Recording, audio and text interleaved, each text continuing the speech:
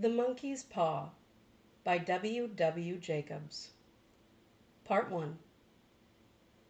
Without, the night was cold and wet, but in the small parlor of Laburnum Villa the blinds were drawn and the fire burned brightly. Father and son were at chess.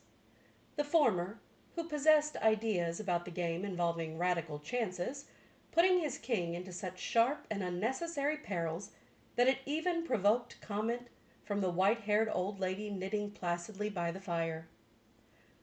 "Hark at the wind," said Mr. White, who, having seen a fatal mistake after it was too late, was amiably desirous of preventing his son from seeing it.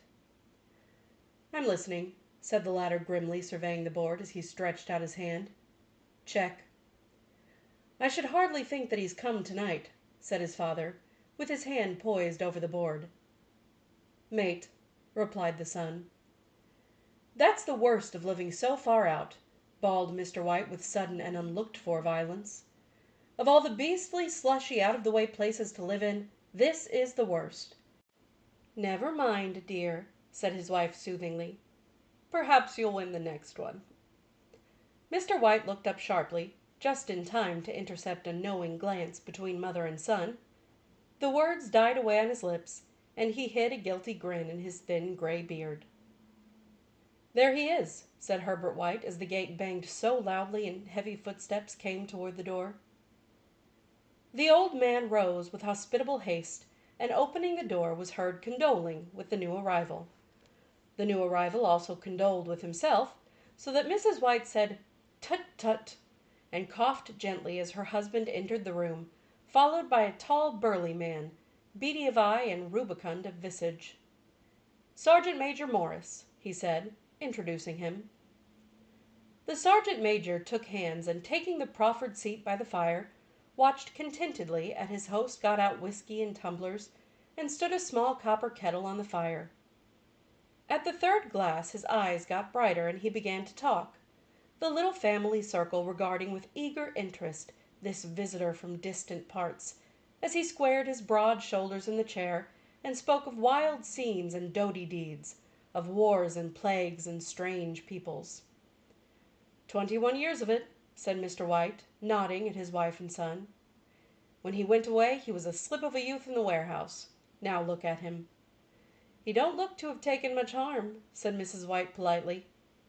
"I'd like to go to India myself," said the old man, "just to look around a bit, you know." "Better where you are," said the sergeant major, shaking his head. He put down the empty glass and, sighing softly, shook it again. "I should like to see those old temples and fakirs and jugglers," said the old man. "What was that you started telling me the other day about a monkey's paw or something, Morris?" "Nothing," said the old soldier hastily. "Leastways, nothing worth hearing." "Monkey's paw?" said Mrs. White curiously. "Well, it's just a bit of what you might call magic, perhaps," said the Sergeant Morris offhandedly. His three listeners leaned forward eagerly. The visitor absent-mindedly put his empty glass to his lips, and then set it down again. His host filled it for him again. "To look at," said the sergeant major, fumbling in his pocket, "it's just an ordinary little paw, dried to a mummy." He took something out of his pocket and proffered it. Mrs. White drew back with a grimace, but her son, taking it, examined it curiously. "And what is there special about it?" inquired Mr. White as he took it from his son, and having examined it, placed it upon the table. "It had a spell put on it by an old fakir," said the sergeant major, "a very holy man. He wanted to show that fate ruled people's lives, and that those who interfered with it did so to their sorrow. He put a spell on it, so that 3 separate men could each have 3 wishes from it." His manners were so impressive that his hearers were conscious that their light laughter had jarred somewhat. "Well, why don't you have 3, sir?" said Herbert White cleverly. The soldier regarded him the way that middle age is wont to regard presumptuous youth. "I have," he said quietly, and his blotchy face whitened. "And did you really have the 3 wishes granted?" asked Mrs. White. "I did," said the sergeant major. and his glass tapped against his strong teeth. "And has anybody else wished?" persisted the old lady. "The first man had his 3 wishes, yes," was the reply. "I don't know what the first 2 were, but the third was for death. That's how I got the paw." His tones were so grave that a hush fell upon the group. "If you've had your 3 wishes, it's no good to you now, then, Morris," said the old man at last. "What do you keep it for?" The soldier shook his head. "Fancy, I suppose," he said slowly. "I did have some idea of selling it, but I don't think I will. It has caused me enough mischief already. Besides, people won't buy. They think it's a fairy tale, some of them, and those who do think anything of it want to try it first and pay me afterward." "If you could have another 3 wishes," said the old man, eyeing him keenly, "would you have them?" "I don't know," said the other. "I don't know." He took the paw, and dangling it between his forefinger and thumb, suddenly threw it upon the fire. White, with a slight cry, stooped down and snatched it off. "Better let it burn," said the soldier solemnly. "If you don't want it, Morris," said the other, "give it to me." "I won't," said his friend doggedly. "I threw it on the fire. If you keep it, don't blame me for what happens. Pitch it on the fire like a sensible man." The other shook his head and examined his possession closely. "How do you do it?" he inquired. "Hold it up in your right hand and wish aloud," said the sergeant major. "But I warn you of the consequences." "Sounds like the Arabian Nights," said Mrs. White, as she rose and began to set the supper. "Don't you think you might wish for 4 pairs of hands for me?" Her husband drew the talisman from his pocket, and all 3 burst into laughter as the sergeant major, with a look of alarm on his face, caught him by the arm. "If you must wish," he said gruffly, "wish for something sensible." Mr. White dropped it back in his pocket, and placing chairs, motioned his friend to the table. In the business of supper the talisman was partly forgotten, and afterward the 3 sat listening in an enthralled fashion to a second installment of the soldier's adventures in India. "If the tale about the monkey's paw is not more truthful than those he has been telling us," said Herbert, as the door closed behind their guest, just in time to catch the last train, "we shan't make much out of it." "Did you give anything for it, father?" inquired Mrs. White, regarding her husband closely. "A trifle," said he, coloring slightly. "He didn't want it, but I made him take it, and he pressed me again to throw it away." "Likely!" said Herbert, with pretended horror. "Why, we're going to be rich and famous and happy. Wish to be an emperor, father, to begin with. Then you can't be henpecked." He darted around the table, pursued by the maligned Mrs. White, armed with an antimacassar. Mr. White took the paw from his pocket and eyed it dubiously. "I don't know what to wish for, and that's a fact," he said slowly. "It seems to me I've got all I want." "If you only cleared the house you'd be quite happy, wouldn't you?" said Herbert, with his hand on his shoulder. "Well, wish for £200 then. That'll just do it." His father, smiling shamefacedly at his own credulity, held up the talisman as his son, with a solemn face, somewhat marred by a wink at his mother, sat down and struck a few impressive chords.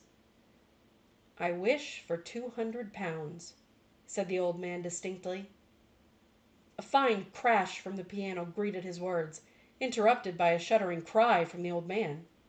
His wife and son ran toward him. "It moved!" he cried, with a glance of disgust at the object as it lay on the floor. "As I wished, it twisted in my hand like a snake." "Well, I don't see the money," said his son as he picked it up and placed it on the table, "and I bet I never shall." "It must have been your fancy, father," said his wife, regarding him anxiously. He shook his head. "Never mind, though, there's no harm done. But it gave me a shock all the same." They sat down by the fire again while the 2 men finished their pipes. Outside the wind was higher than ever, and the old man started nervously at the sound of a door banging upstairs. A silence, unusual and depressing, settled on all 3, which lasted until the old couple rose to retire for the rest of the night. "I expect you'll find the cash tied up in a big bag in the middle of your bed," said Herbert, as he bade them good night, "and something horrible squatting on top of your wardrobe watching you as you pocket your ill-gotten gains." He sat alone in the darkness, gazing at the dying fire, and seeing faces in it. The last was so horrible and so simian that he gazed at it in amazement. It got so vivid that, with a little uneasy laugh, he felt on the table for a glass containing a little water to throw over it. His hand grasped the monkey's paw, and with a little shiver he wiped his hand on his coat and went up to bed. Part 2. In the brightness of the wintry sun next morning, as it streamed over the breakfast table, he laughed at his fears. There was an air of prosaic wholesomeness about the room which it had lacked on the previous night, and the dirty, shriveled little paw was pitched on the sideboard with a carelessness which betokened no great belief in its virtues. "I suppose all old soldiers are the same," said Mrs. White. "The idea of our listening to such nonsense! How could wishes be granted in these days? And if they could, how could £200 hurt you, father?" "Might drop on his head from the sky," said the frivolous Herbert. "Morris said the things happened so naturally," said his father, "that you might, if you so wished, attribute it to coincidence." "Well, don't break into the money before I come back," said Herbert, as he rose from the table. "I'm afraid it'll turn you into a mean, avaricious man, and I'll have to disown you." His mother laughed, and following him to the door, watched him down the road, and returning to the breakfast table, was very happy at the expense of her husband's credulity. All of which did not prevent her from scurrying to the door at the postman's knock, nor prevent her from referring somewhat shortly to retired sergeant majors of bibulous habits when she found that the post brought a tailor's bill. "Herbert will have some more of his funny remarks, I expect, when he comes home," she said as they sat at dinner. "I dare say," said Mr. White, pouring himself out some beer. "But for all that the thing moved in my hand, that I'll swear to." "You thought it did," said the old lady soothingly. "I say it did," replied the other. "There was no thought about it. I had just— What's the matter?" His wife made no reply. She was watching the mysterious movements of a man outside, who, peering in an undecided fashion at the house, appeared to be trying to make up his mind to enter. In mental connection with the £200, she noticed that the stranger was well dressed, and wore a silk hat of glossy newness. 3 times he paused at the gate, and then walked on again. The 4th time he stood with his hand upon it, and then with sudden resolution flung it open and walked up the path. Mrs. White, at the same moment, placed her hands behind her, and hurriedly unfastening the strings of her apron, put that useful article of apparel beneath the cushion of her chair. She brought the stranger, who seemed ill at ease, into the room. He gazed at her furtively, and listened in a preoccupied fashion as the old lady apologized for the appearance of the room and her husband's coat, a garment which he usually reserved for the garden. She then waited as patiently as her sex would permit for him to broach his business, but he was at first strangely silent. "I was asked to call," he said at last, and stooped and picked a piece of cotton from his trousers. "I come from Ma and Megan's." The old lady started. "Is anything the matter?" she asked breathlessly. "Has anything happened to Herbert? What is it? What is it?" Her husband interposed. "There, there, mother," he said hastily. "Sit down and don't jump to conclusions. You've not brought bad news, I'm sure, sir?" and eyed the other wistfully. "I'm sorry," began the visitor. "Is he hurt?" demanded the mother wildly. The visitor bowed in assent. "Badly hurt," he said quietly. "But he is not in any pain." "Oh, thank God," said the old woman, clasping her hands. "Thank God for that. Thank—" She broke off as the sinister meaning of the assurance dawned on her, and she saw the awful confirmation of her fears in the other's averted face. She caught her breath, and turning to her slower-witted husband, laid a trembling hand on his. There was a long silence. "He was caught in the machinery," said the visitor, at length, in a low voice. "Caught in the machinery," repeated Mr. White, in a dazed fashion. "Yes." He sat staring out the window, and taking his wife's hand between his own, pressed it as he had been wont to do in their old courting days nearly 40 years before. "He was the only one left to us," he said, turning gently to the visitor. "It is hard." The other coughed and, rising, walked slowly to the window. "The firm wishes me to convey their sincere sympathy with you in your great loss," he said, without looking round. "I beg that you will understand I am only their servant, and merely obeying orders." There was no reply. The old woman's face was white, her eyes staring, and her breath inaudible. On the husband's face was a look such as his friend the sergeant might have carried into his first action. "I was to say that Ma and Meggins disclaim all responsibility," continued the other. "They admit no liability at all, but in consideration of your son's services, they wish to present you with a certain sum as compensation." Mr. White dropped his wife's hand, and rising to his feet, gazed with a look of horror at his visitor. His dry lips shaped the words. "How much?" "£200," was the answer. Unconscious of his wife's shriek, the old man smiled faintly, put out his hands like a sightless man, and dropped, a senseless heap, to the floor. III. In the huge new cemetery some 2 miles distant, the old people buried their dead, and came back to the house, steeped in shadows and silence. It was all over so quickly that at first they could hardly realize it, and remained in a state of expectation, as though something else would happen, something else which was to lighten this load, too heavy for old hearts to bear.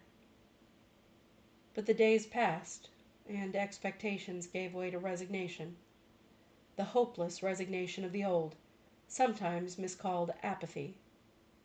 Sometimes they hardly exchanged a word, for now they had nothing to talk about, and their days were long to weariness. It was about a week after that the old man, waking suddenly in the night, stretched out his hand and found himself alone. The room was in darkness, and the sound of subdued weeping came from the window. He raised himself in bed and listened. "Come back," he said tenderly. "You will be cold." "It is colder for my son," said the old woman, and wept afresh. The sounds of her sobs died away on his ears. The bed was warm, and his eyes heavy with sleep. He dozed fitfully, and then slept, until a sudden wild cry from his wife awoke him with a start. "The paw!" she cried wildly. "The monkey's paw!" He started up in alarm. Where is it? What's the matter?" She came stumbling across the room toward him. "I want it," she said quietly. "You've not destroyed it?" "It's in the parlor on the bracket," he replied, marveling. "Why?" She cried and laughed together, and bending over kissed his cheek. "I only just thought of it," she said hysterically. "Why didn't I think of it before? Why didn't you think of it?" "Think of what?" he questioned. "The other 2 wishes," she replied rapidly. "We've only had one." "Was not that enough?" he demanded fiercely. "No," she cried triumphantly. "We'll have one more. Go down and get it quickly, and wish our boy alive again." The man sat in bed and flung the bedclothes from his shaking limbs. "Good God, you are mad!" he cried, aghast. "Get it," she panted. "Get it quickly and wish. Oh, my boy, my boy!" Her husband struck a match and lit the candle. "Get back to bed," he said unsteadily. "You don't know what you are saying." "We had the first wish granted," said the old woman feverishly. "Why not the second?" "A coincidence," stammered the old man. "Go get it and wish," cried his wife, quivering with excitement. The old man turned and regarded her, and his voice shook. "He has been dead 10 days, And besides, I would not tell you else, but I could only recognize him by his clothing. If he was too terrible for you to see then, how now?" "Bring him back!" cried the old woman, and dragged him toward the door. "Do you think I fear the child I have nursed?" He went down in the darkness and felt his way to the parlor and then to the mantelpiece. The talisman was in its place, and a horrible fear that the unspoken wish might bring his mutilated son before him ere he could escape from the room seized upon him, and he caught his breath as he found that he had lost the direction of the door. His brow cold with sweat, he felt his way round the table, and groped along the wall until he found himself in the small passage with the unwholesome thing in his hand. Even his wife's face seemed changed as he entered the room. It was white and expectant, and to his fears seemed to have an unnatural look upon it. He was afraid of her. "Wish!" she cried in a strong voice. "It is foolish and wicked," he faltered. "Wish!" repeated his wife. He raised his hand. "I wish my son alive again." The talisman fell to the floor, and he regarded it fearfully. Then he sank trembling into a chair as the old woman with burning eyes walked to the window and raised the blind. He sat until he was chilled with the cold, glancing occasionally at the figure of the old woman peering through the window. The candle end, which had burned below the rim of the china candlestick, was throwing pulsating shades on the ceiling and walls, until with a flicker larger than the rest it expired. The old man, with an unspeakable sense of relief at the failure of the talisman, crept back to his bed, and a minute afterward the old woman came silently and apathetically beside him. Neither spoke, but sat silently listening to the ticking of the clock. A stair creaked, and a squeaky mouse scurried noisily through the wall. The darkness was oppressive, and after lying for some time screwing up his courage, he took the box of matches and, striking one, went downstairs for a candle. At the foot of the stairs the match went out, and he paused to strike another, and at the same moment a knock came, so quiet and stealthy as to be scarcely audible, sounded on the front door. The matches fell from his hand and spilled in the passage. He stood motionless, his breath suspended until the knock was repeated. Then he turned and fled swiftly back to his room and closed the door behind him. A third knock sounded through the house. "What's that?" cried the old woman, starting up. "A rat," said the old man in shaking tones. "A rat. It passed me on the stairs."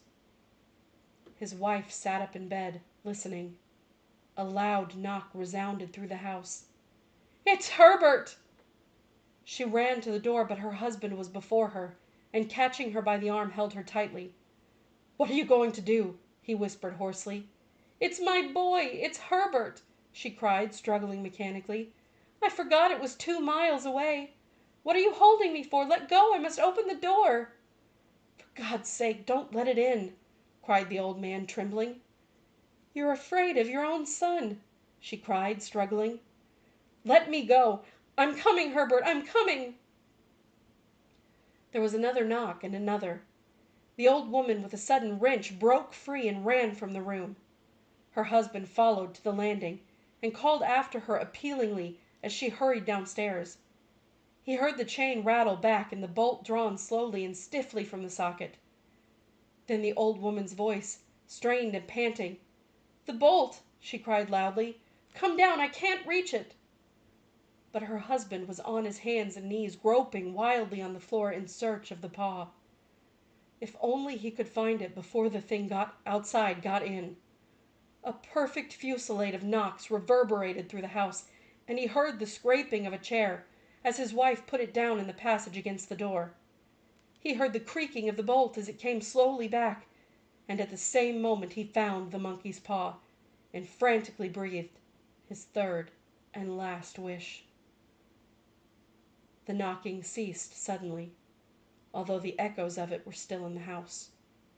He heard the chair drawn back and the door opened. A cold wind rushed up the staircase, and a long, loud wail of disappointment and misery from his wife gave him the courage to run down to her side, and then to the gate beyond. The street lamp flickering opposite shone on a quiet and deserted road.